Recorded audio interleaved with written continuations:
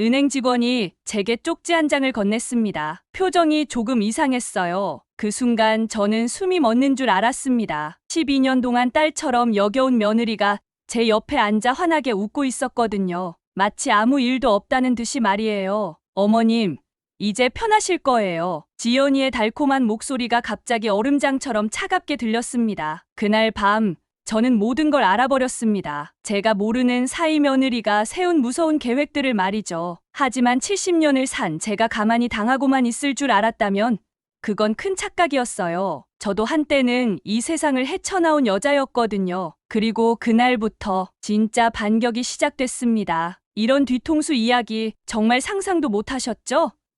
그런데 과연 어떤 반전이 기다리고 있을까요? 먼저 좋아요 눌러주시고요. 여러분은 지금 뭘 하면서 이 영상을 보고 계세요?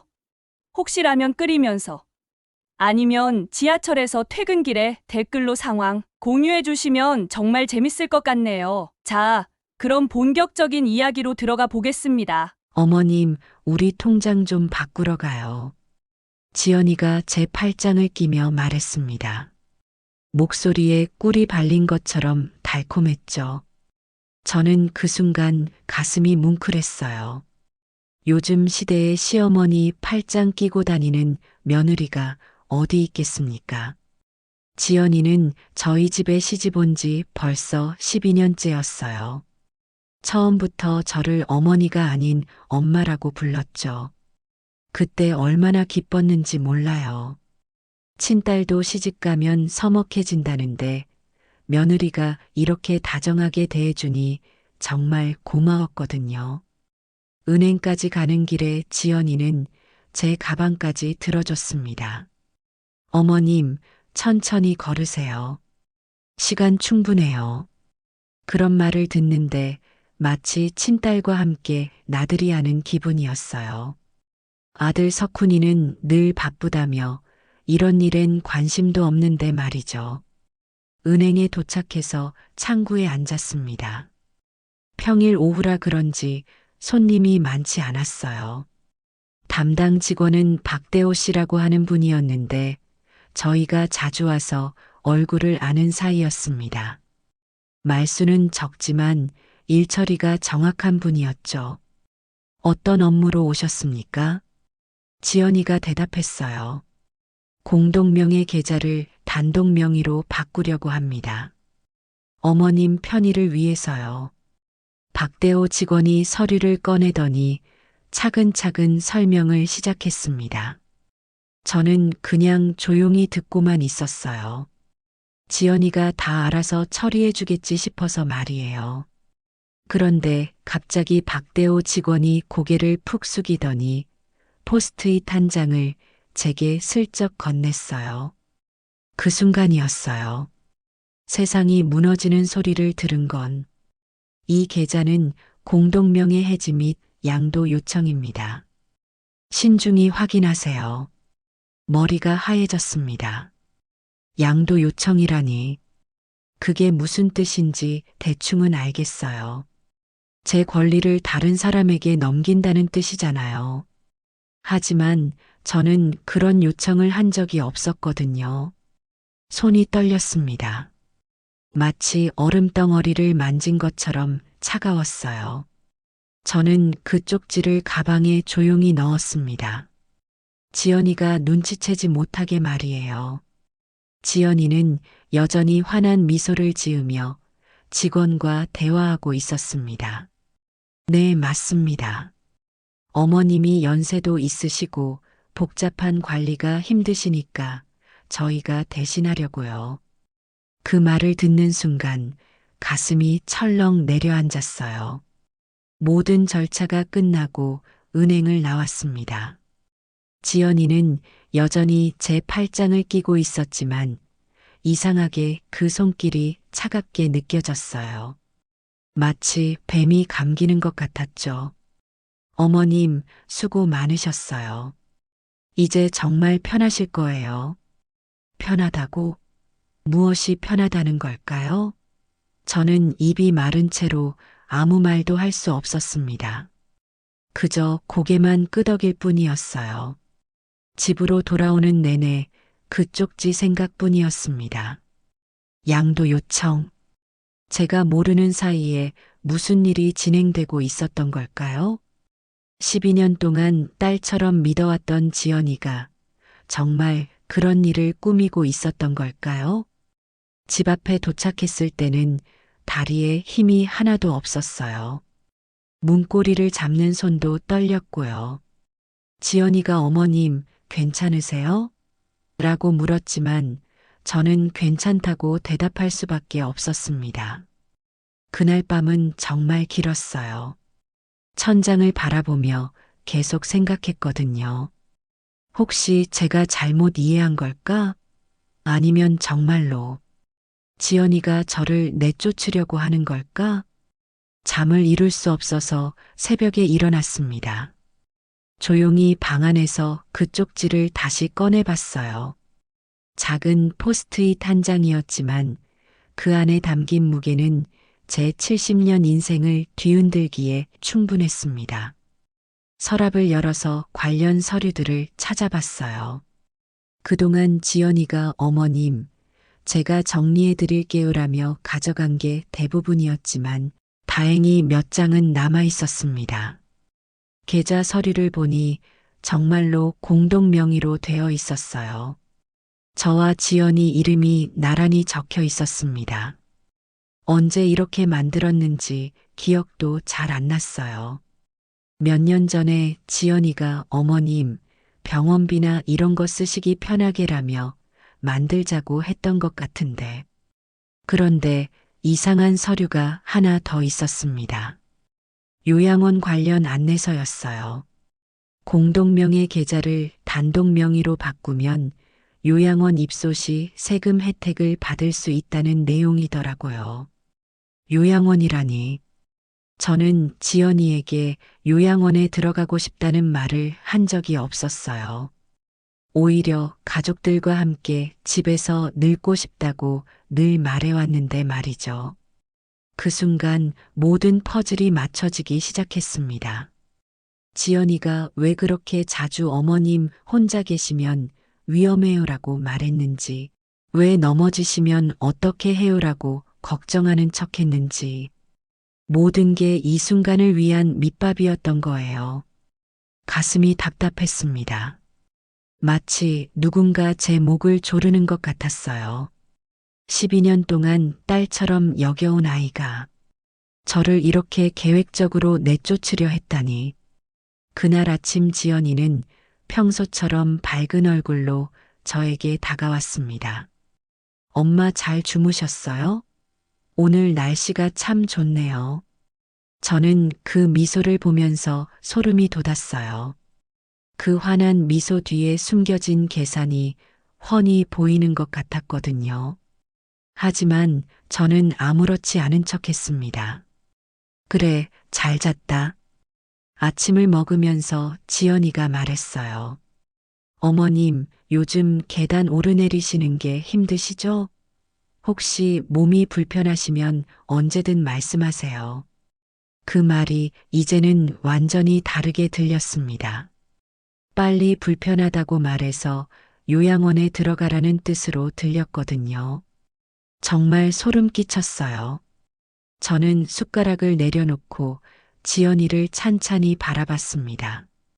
12년 동안 함께 살면서 한 번도 의심해 본 적 없었던 그 얼굴이 이제는 낯선 사람처럼 느껴졌어요. 지연아, 너 혹시 나한테 하고 싶은 말 없니? 지연이가 깜짝 놀라는 표정을 지었습니다. 엥? 무슨 말씀이세요, 엄마? 아니야, 그냥. 저는 더 이상 말을 잇지 못했어요. 아직 확실하지 않았거든요. 혹시 제가 오해하고 있는 건 아닐까 싶기도 했고요. 그날 밤 저는 남편 영정 사진 앞에 앉았습니다. 돌아가신 지 벌써 5년이 됐지만 이런 힘든 순간에는 더욱 그리웠어요. 여보, 내가 뭘 잘못했을까? 지연이를 딸처럼 키웠는데 속으로 혼잣말을 하면서 눈물이 났습니다.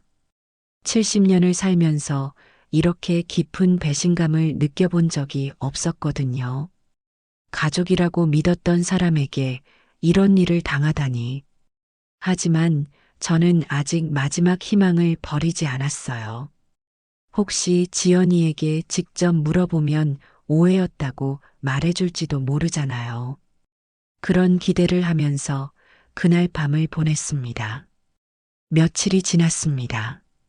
저는 지연이의 말과 행동을 유심히 관찰하기 시작했어요. 평소 같으면 그냥 넘어갔을 작은 것들이 이제는 다르게 보였거든요. 그날 아침 지연이가 슬쩍 꺼냈습니다. 엄마, 요즘 잘 못 주무시는 것 같던데. 혹시 몸이 아프신가요? 저는 수저를 들다 멈췄어요. 아니, 괜찮다. 그런데 말이에요. 지연이의 목소리가 한 톤 낮아졌습니다. 제가 알아본 곳이 있어요. 정말 좋은 요양원인데 한번 구경이라도 가보실래요? 그 순간 온몸에 소름이 돋았어요. 결국 나왔구나.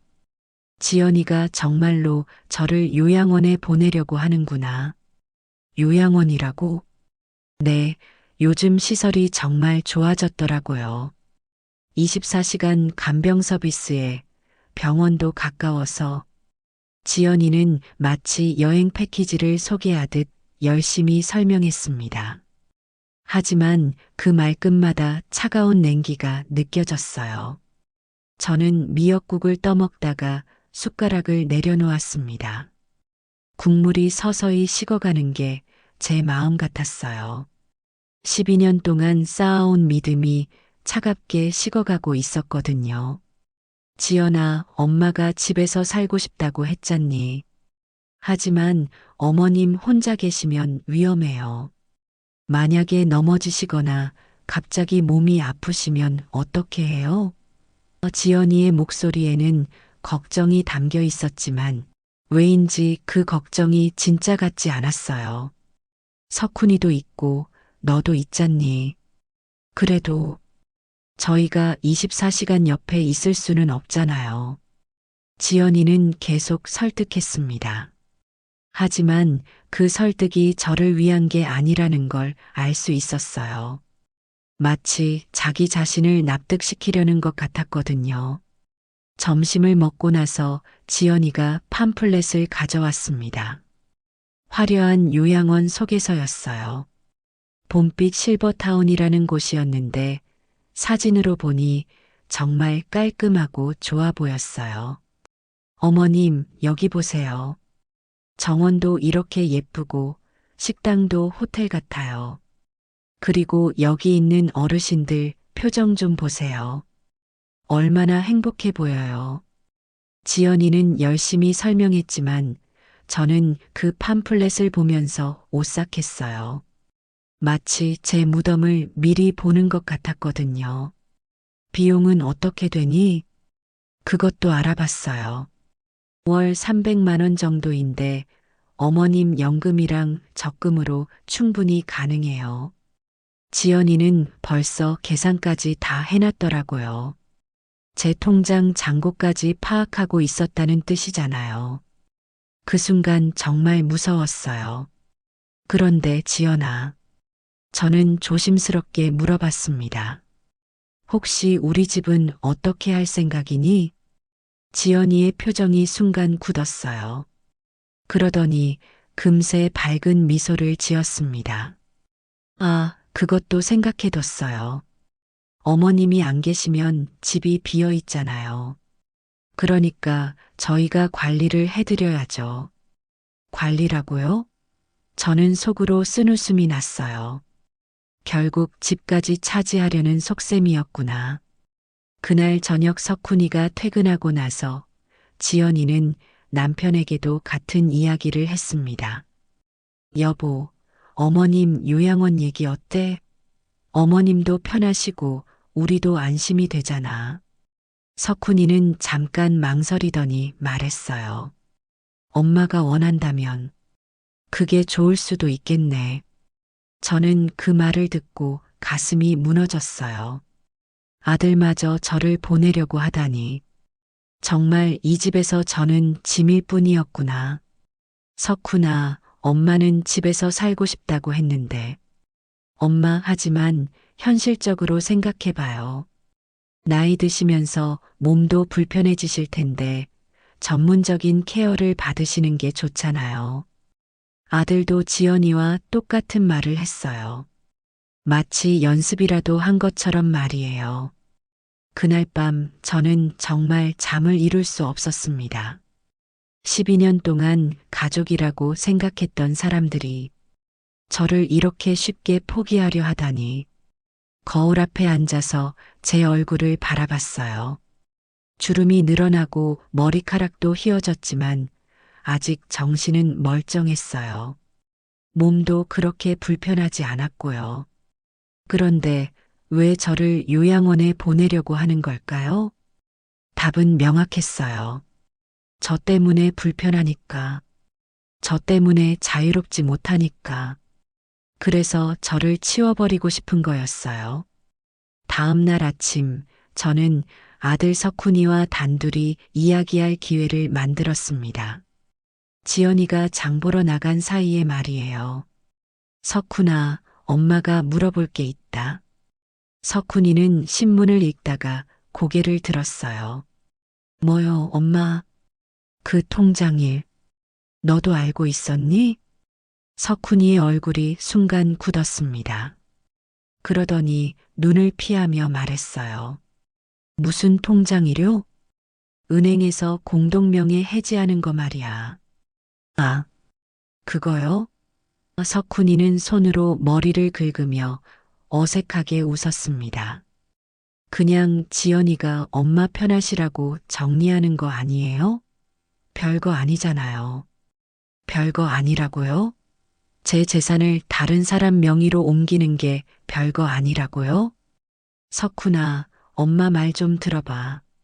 나는 요양원에 가고 싶지 않다. 엄마.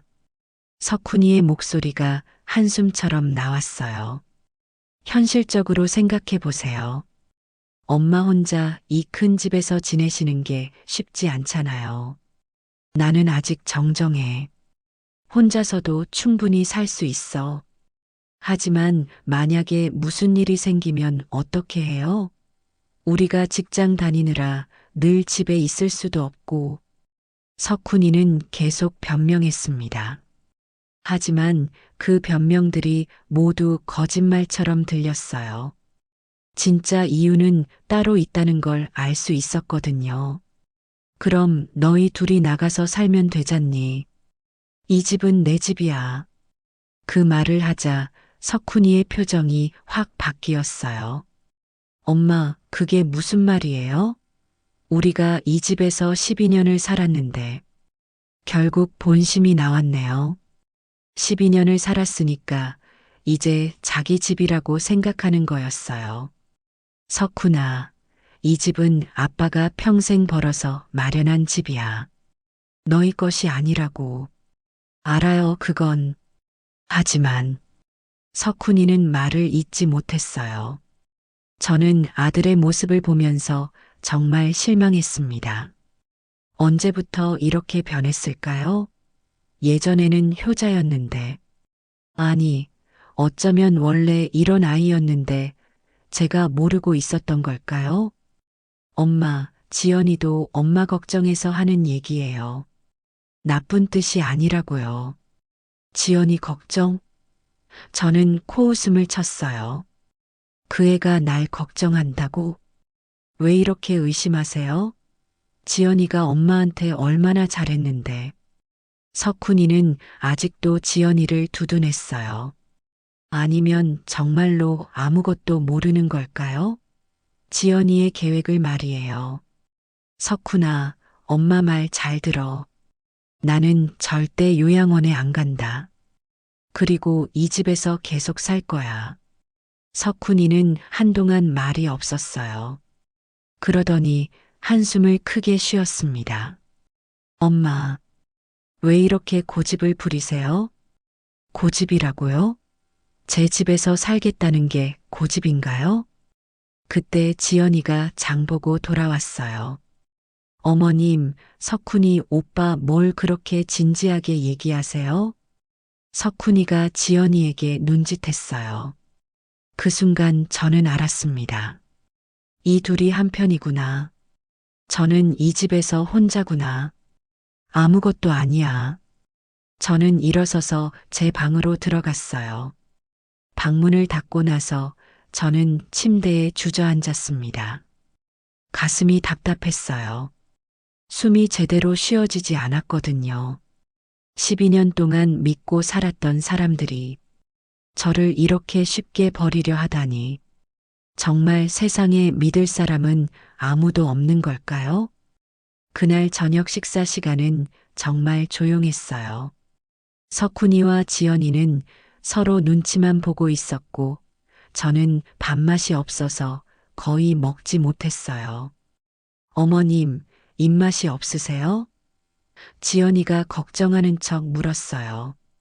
그냥 별로야. 혹시 몸이 안 좋으신 건 아니죠? 병원에 가보실까요? 지연이의 그 말에서 또 다른 의도가 느껴졌어요. 병원에 가서 몸이 안 좋다는 진단을 받으면 요양원 보내기가 더 쉬워지니까요. 괜찮다고 했잖아. 그날 밤도 잠을 이룰 수 없었어요. 남편 영정 사진을 보면서 속으로 말했습니다. 여보, 우리 아들이 이런 아이였나? 내가 뭘 잘못 키웠을까? 일주일 후, 저는 모든 준비를 마쳤습니다. 혼자서 조용히 하지만 확실하게 말이에요.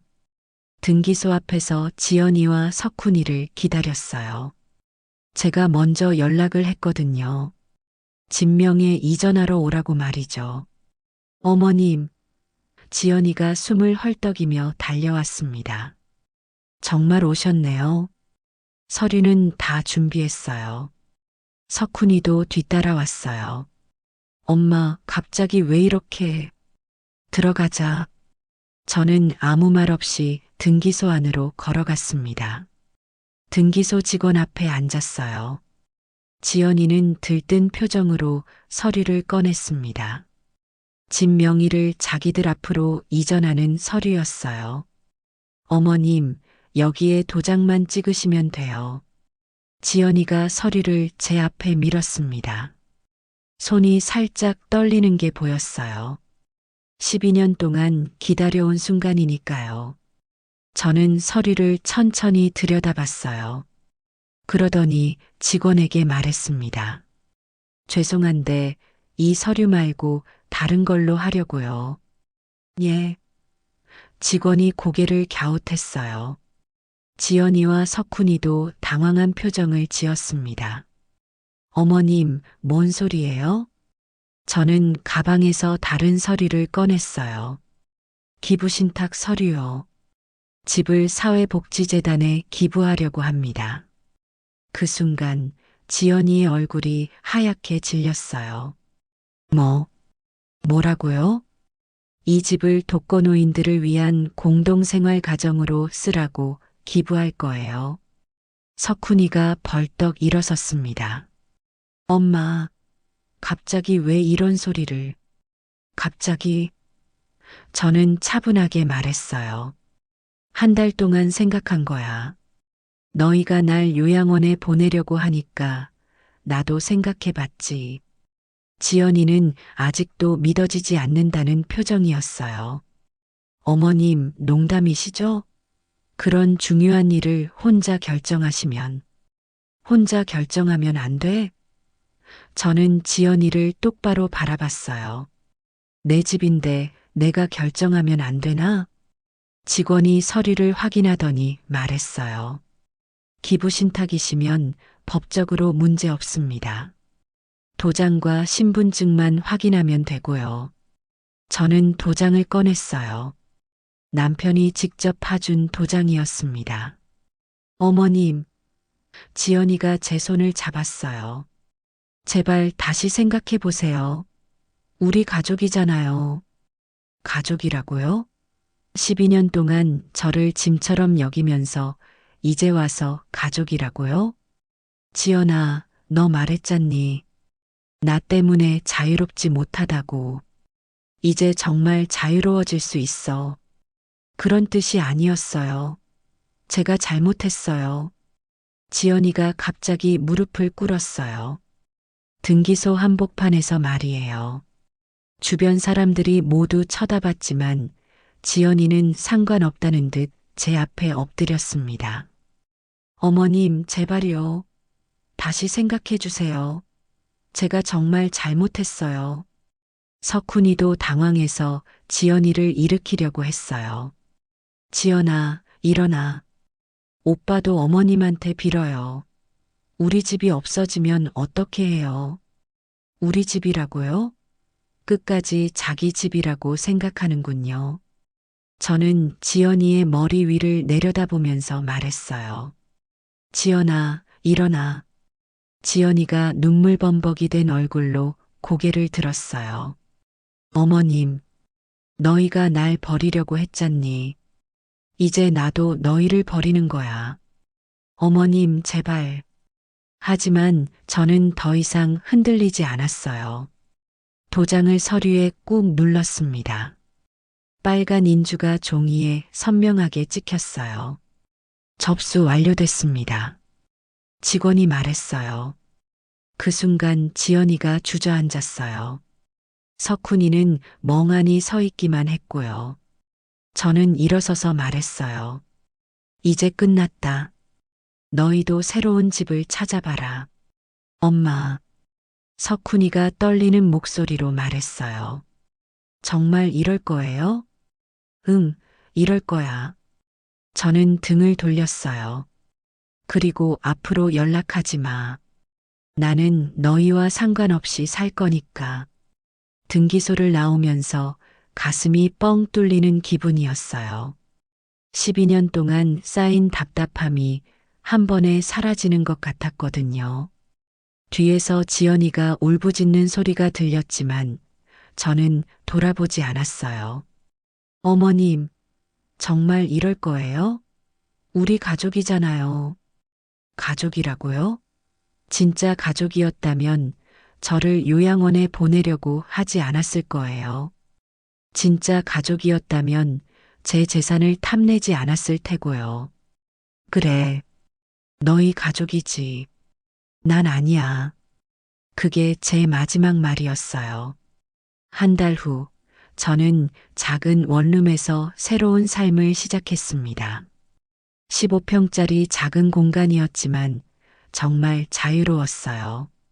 아무도 눈치 볼 사람이 없으니까요. 오늘 아침에도 여유롭게 커피를 마시면서 창밖을 바라봤어요. 가을 햇살이 따뜻하게 들어왔습니다. 예전 집에서는 맛볼 수 없었던 평화로움이었어요. 가끔 석훈이나 지연이에게서 전화가 왔어요. 처음에는 화를 내며 전화했다가 나중에는 빌기도 하고 최근에는 그냥 안부를 묻기도 했어요. 하지만 저는 받지 않았습니다. 서랍을 열어서 그 포스트잇을 꺼냈어요. 은행 직원이 건네준 작은 쪽지. 신중히 확인하세요라고 적힌 그 종이 조각이 제 인생을 바꿔놓았거든요. 만약 그 직원이 쪽지를 주지 않았다면 어떻게 됐을까요? 아마 저는 지금쯤 요양원에 있었을 거예요. 지연이와 석훈이는 제 집에서 행복하게 살고 있었을 테고요. 하지만 후회는 없어요. 70년을 살면서 처음으로 진짜 제 인생을 살고 있거든요. 새로 만난 이웃 할머니들도 있어요. 같은 처지의 사람들이 많더라고요. 자식들에게 실망해서 혼자 사는 분들이요. 우리는 서로를 가족이라고 부르며 살고 있어요. 진짜 가족보다 더 따뜻한 관계예요. 어제는 그 은행에 들렀어요. 박대호 직원을 만나려고요. 그때 쪽지 주셔서 고맙습니다. 박대호 직원은 여전히 무표정했지만 살짝 미소를 지었어요. 별 말씀을요. 당연한 일을 했을 뿐입니다. 덕분에 제 인생을 되찾았어요. 잘하셨습니다. 아무도 본인의 의지와 상관없이 인생을 빼앗길 권리는 없으니까요. 그 말이 마음에 와 닿았어요. 정말 그래요. 아무도 제 인생을 대신 결정할 권리는 없었던 거예요. 집으로 돌아오는 길에 예전 동네를 지나갔어요. 멀리서 제가 살던 집이 보였는데 지금은 독거노인 공동생활 가정으로 쓰이고 있어요. 할머니, 할아버지들이 마당에서 화분에 물을 주고 계시더라고요. 그 모습을 보니 뿌듯했어요. 제 집이 정말 필요한 분들에게 도움이 되고 있으니까요. 오늘 저녁에는 이웃 할머니들과 함께 저녁을 먹기로 했어요. 각자 반찬 하나씩 가져와서 나눠 먹는 거예요. 이런 게 진짜 가족 아닐까요? 70년을 살면서 깨달은 게 있어요. 혈연 관계가 가족을 만드는 게 아니라 진심 어린 마음이 가족을 만든다는 거요. 지연이가 저를 엄마라고 부를 때 저는 정말 기뻤어요. 하지만 그 속에 진심이 없었다는 걸 이제야 알았어요. 반대로 지금 만난 할머니들은 혈연은 아니지만 서로를 진심으로 아끼고 있어요. 가끔 생각해요. 만약 지연이가 진심으로 저를 대했다면 어땠을까? 만약 석훈이가 정말로 효자였다면 어땠을까? 하지만 가정법은 의미가 없어요. 현실은 그들이 저를 버리려고 했다는 거고, 저도 그들을 버렸다는 거니까요. 이제는 원망도 없어요. 오히려 고마워요. 덕분에 70살에 새로운 인생을 시작할 수 있었거든요. 남편 사진을 새 집에도 가져왔어요. 매일 저녁 사진 앞에서 인사를 해요. 여보, 나 이제 정말 자유로워졌어. 아무 눈치 안 보고 살고 있어. 걱정 말아요.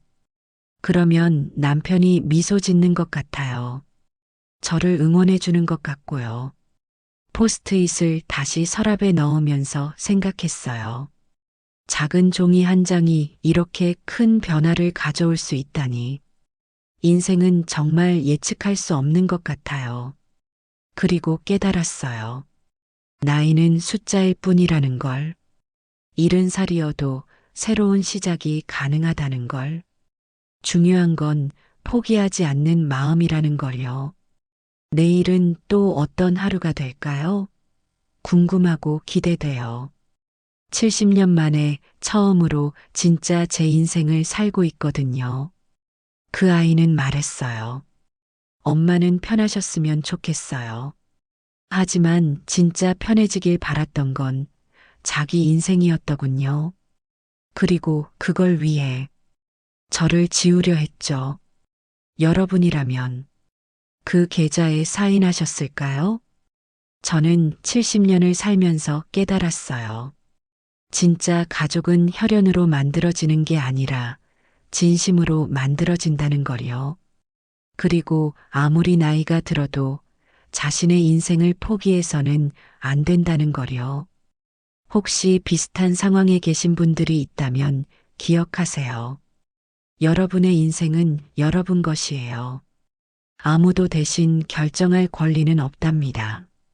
아, 그리고 요즘 저는 원룸에서 혼자 살지만 정말 행복해요.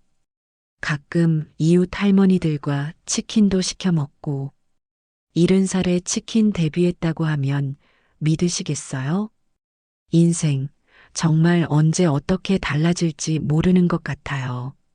여러분도 오늘 하루 진짜 자신을 위한 하루 보내시길 바라요.